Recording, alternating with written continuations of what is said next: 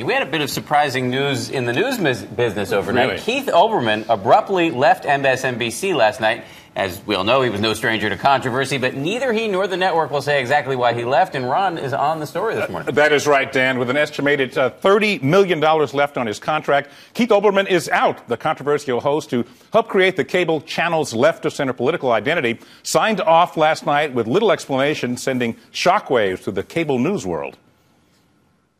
This is the last edition of Countdown. And with that, MSNBC's top-rated show went off the air after 8 years. The program grew and grew thanks entirely to your support, with great rewards for me, and I hope for you, too. With 2 years left on his contract, there was no explanation for Olbermann's sudden departure.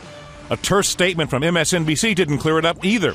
MSNBC thanks Keith for his integral role in MSNBC's success, and we wish him well in his future endeavors, the statement read. NBC Network said the move had nothing to do with next week's takeover of NBC Universal by Comcast. And for its part, Comcast says it was not their doing, saying, "We pledged from the day the deal was announced that we would not interfere with NBC Universal's news operations. We have not, and we will not."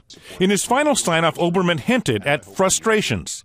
There were many occasions, particularly in the last 2.5 years, where all that surrounded the show, but never the show itself, was just too much for me. Through the years, Olbermann unabashedly took on conservatives. This advice, Mr. Bush, shut the hell up.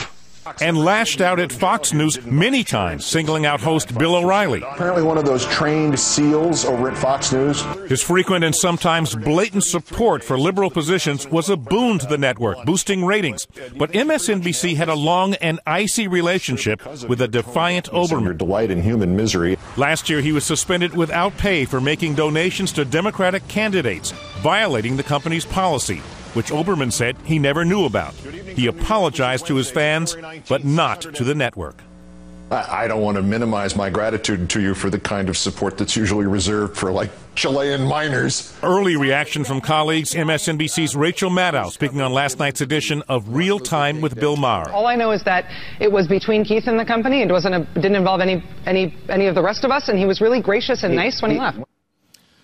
And don't expect to see Olbermann appearing anywhere else soon, according to the New York Times. The terms of his departure call for Olbermann not to go to another network for what it called an extended period.